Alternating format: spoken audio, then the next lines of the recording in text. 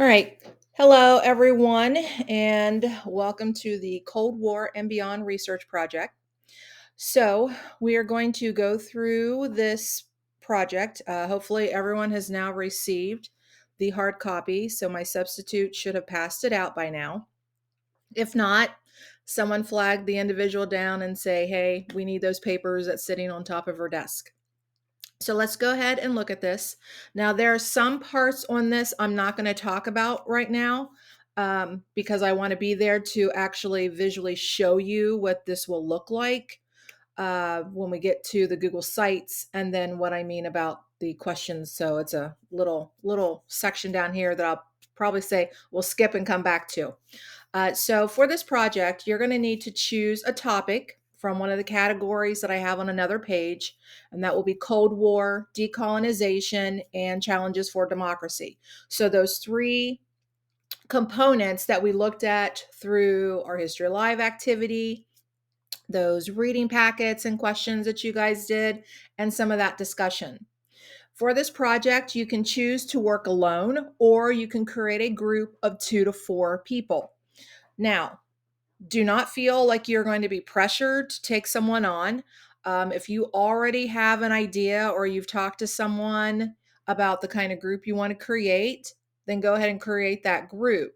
So I'm going to ask people, do not try to force yourself onto other groups because maybe they have a dynamics and that they're wanting to keep, and you'll just need to find someone else or choose to go solo. One of the great things about this project is there's a variety of topics that you can choose from.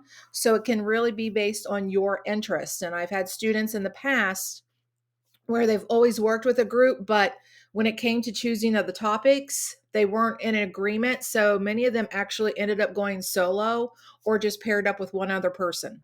Your choice, but I will need to know the choice that you make. Uh, as always, if you are in a group and you're not doing your part, and I highly advise groups that if you run into this problem, that you let me know as soon as possible.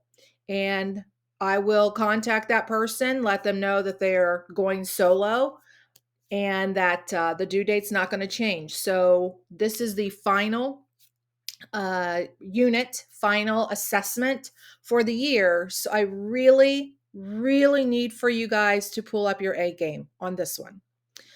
Due date will not change because the due dates are the finals, for the year. Now this component here, I'm going to talk about that when I return.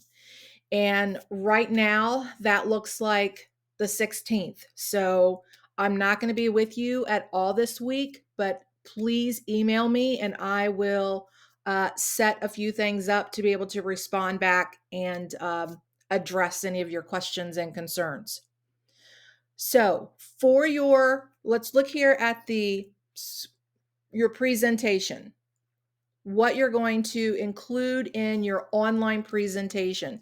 The Google site is where we're going to house it, and it will be attached through Schoology. But your research that you're going to create, whether you use a Google Slides, Canvas, whatever you're going to use. Mr. Hampson's going to come in on Tuesday and show you various presentation programs that you could use if maybe you're not wanting to use the same old ones that you've used time after time. But if you're comfortable with those, then feel free to use them.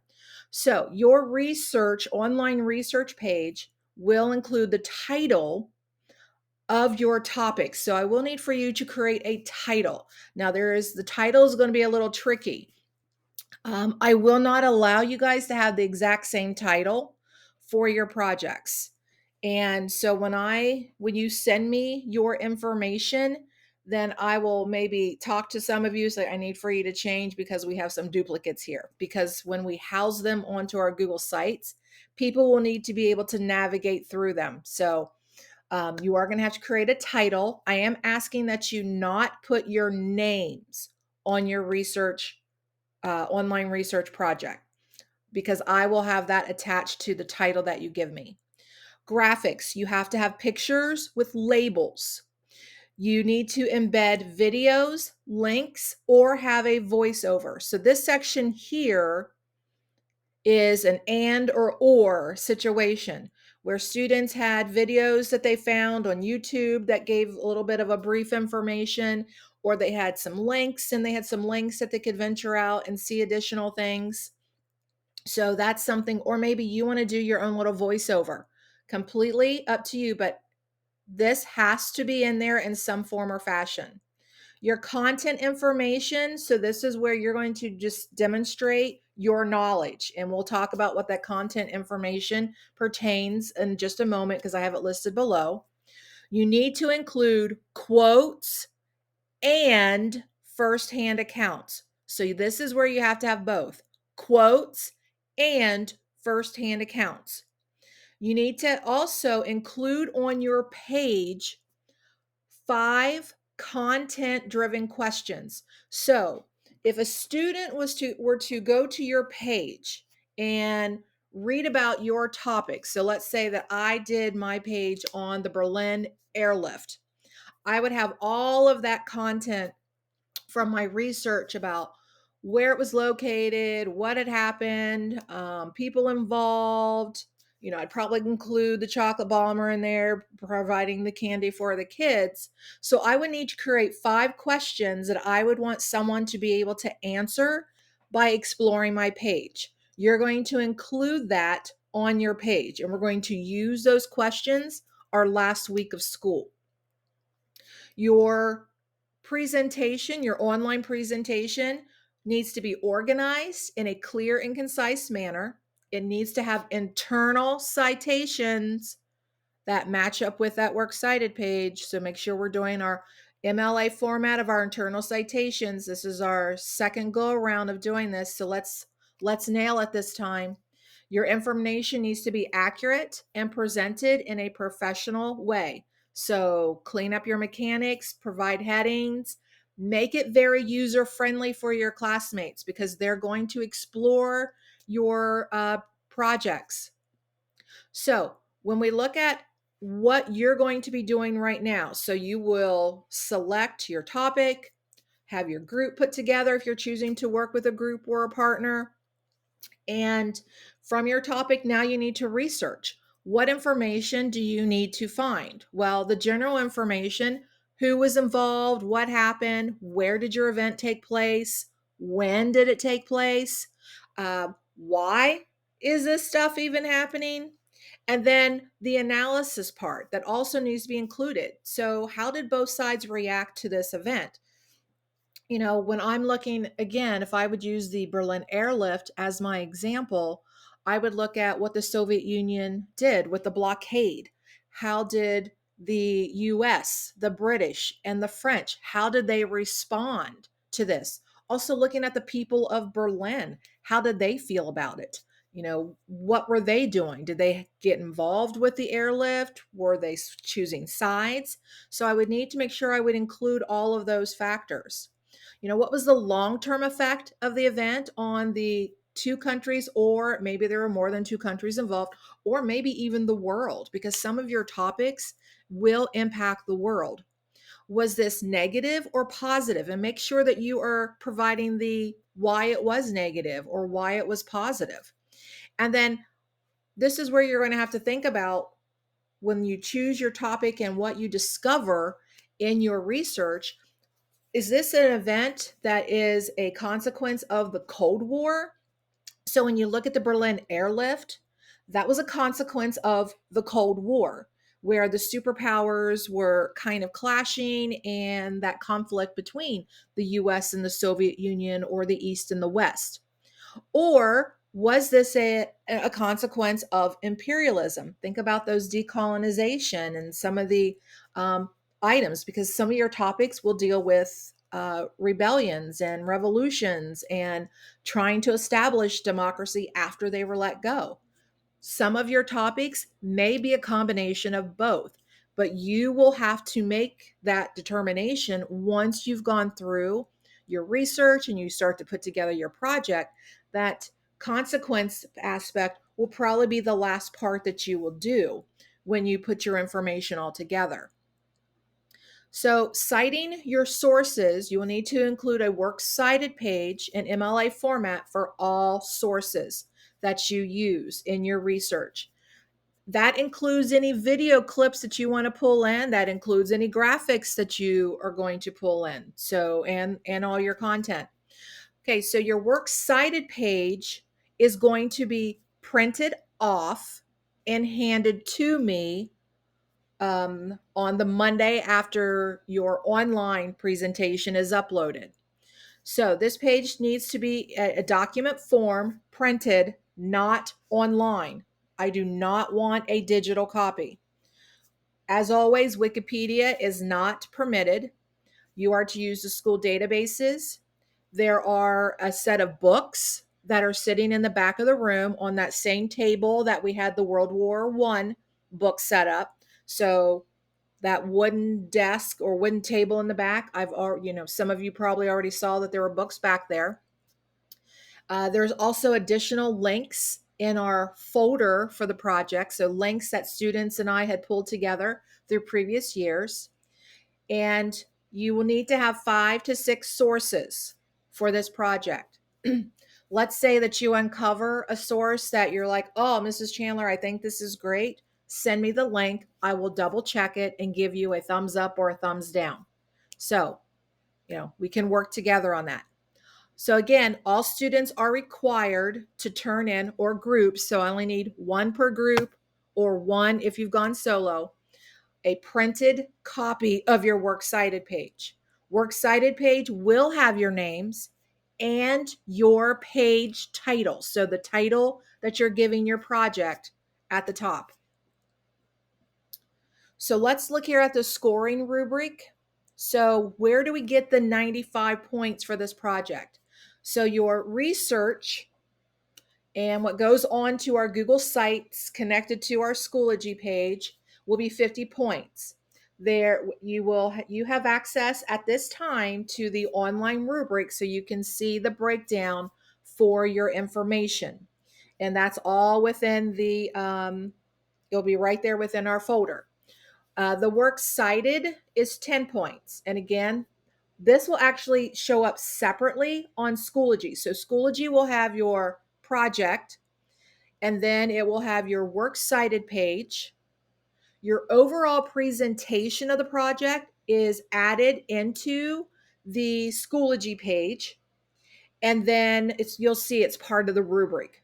And then the completed questions that you're going to do, and this will be individually, so this is not something you will work on as a group, will have its own separate section on Schoology, and that will be a total of 15. So that gives us our 95.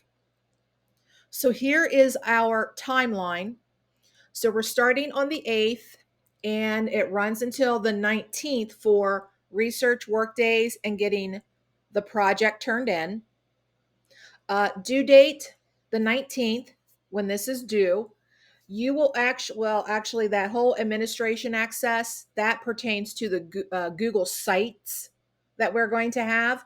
And right now you don't have access to it. I just want you to work on putting together your project. And then when I come back on the 16th, then I will show you how to transfer your project onto our Google Sites page. Now, on our Schoology page, it says that this is due on the 19th by the end of your period.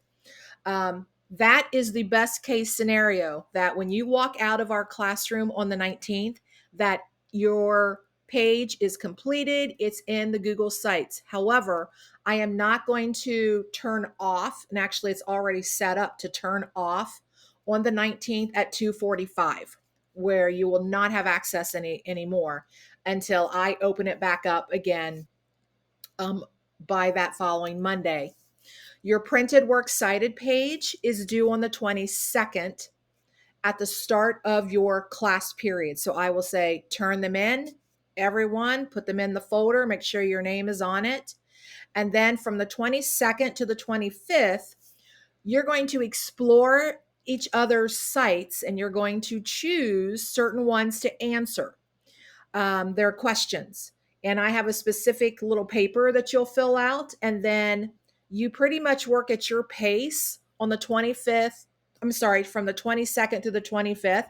And once you turned in that final sheet, you are finished with world history for the year. And by the time we get to the 25th, I will have graded all of your projects. So while you're working on exploring each other's projects on that last week of school, I'm grading your projects. So when you leave on the 26th on that half day, you know exactly what your modern world history grade is for the quarter and the year.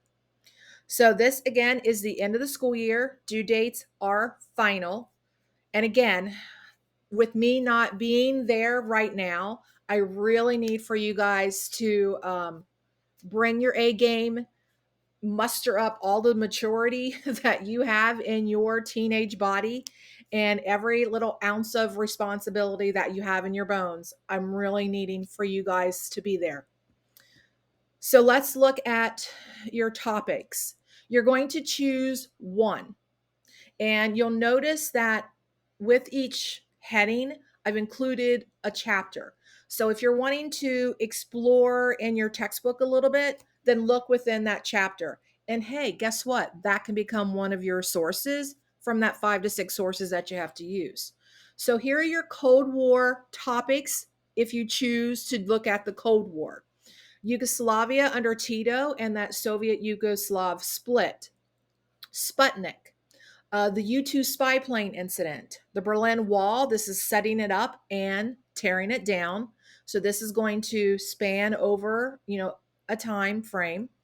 The Bay of Pigs invasion, the invasion of Afghanistan. And with the invasion of Afghanistan, there is leading to some Olympic boycotts. So maybe you want to look at the invasion of Afghanistan and just only that. That's fine. Maybe you want to focus on the Olympic boycotts. And here are some years for the Olympic boycotts. Hungarian uprising and invasion.